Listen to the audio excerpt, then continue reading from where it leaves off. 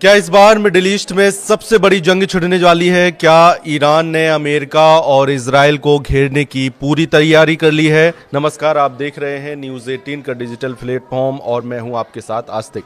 लगता है ईरान इस बार किसी भी कीमत पर इजराइल और अमेरिका को छोड़ेगा नहीं। खुफिया रिपोर्ट्स में दावा किया गया है कि ईरान ने जबरदस्त हमला करने के लिए पुख्ता तैयारी कर ली है। दावों के मुताबिक इस वक्त ईरान में 27 ऐसे सैन्य अड्डे हैं जहां इजराइल पर सीधी मिसाइलों की बरसात की जा सकती है। यही वजह है कि अमेरिका और इजराइल ईरान पर हमला करने से हिचक रहे हैं। 28 दिसंबर 2026 से अब तक ईरान ने साबित कर दिया है कि उसे ना तो अमेरिका रोक पाया है ना ही इजराइल। आप इसी से अंदाजा लगा सकते हैं कि जहां एक तरफ ओमान में अमेरिका और ईरान के बीच वार्ताओं के दौर चल रहा है, तो वहीं दूसरी तरफ 86 साल के सुप्रीम लीडर अली खामनेई 80 के राष्ट्रपति ट्रंप पर बहुत भारी नजर आ रहे हैं। इसके पीछे की कुछ ऐसी वजह है जो ईरान को जबरदस्त लड़ाका साबित कर रही है। अमेरिका और इजराइल की खुफिया एजेंसियों का दावा है कि ईरान ने 25 से लेकर 27 सैन्य अड्डों को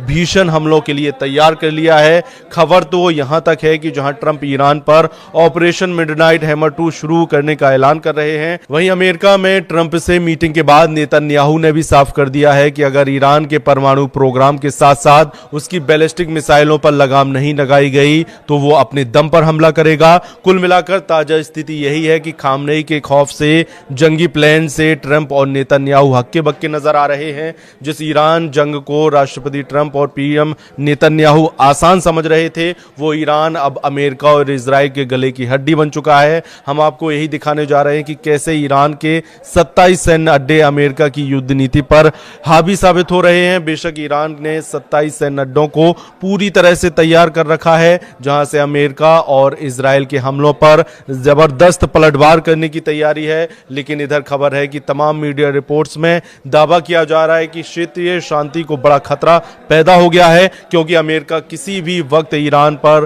प्रचंड हमला कर सकता है। दावा यह भी किया जा रहा है कि अमेरिका ने जंग का जो अनुमानित खाका बनाया था, उसके तहत अपनी सारी तैयारियां पूरी करते ही अमेरिकी राष्ट्रपति डोनाल्ड ट्रंप ने मिडिल ईस्ट में अपने खासम खास सहयोगियों को तेहरान पर हमले की डेट और टाइम सब कुछ बता दिया है। इस बीच खबर यह भी है कि अमेरिका का विमान वाहक युद्धपोत यूएसएस अब्राहम लिंकन ईरान से लगभग 200 किलोमीटर दूर पहुंच चुका है, लेकिन उसके बावजूद अमेरिका और इजराइल ईरान पर हमले को लेकर फूंक फूंक कर कदम रख रहे हैं। इसके पीछे की सबसे बड़ी वजह है ईरान की लड़ाकू क्षमता और खौफनाक बैलिस्टिक और हाइपरसोनिक मिसाइलें। ईरान के सैन्य ठिकानों और मिसाइल अड्डों को लेकर खुफिया रिपोर्टें बहुत ही डरावनी तस्वीर पेश कर रही हैं। अमेरिका और इजराइल की सैटेलाइट इमेजनरी ने पुष्टि की है कि ईरान ने अपने 25 से 27 प्रमुख सैन्य अड्डों पर युद्ध स्तर की तैयारी शुरू कर दी है। ताजा रिपोर्टों के अनुसार ईरान ने अपने 25 से 27 प्रमुख मिसाइल लॉन्चिंग और परमाणु ठिकानों को सक्रिय कर दिया है।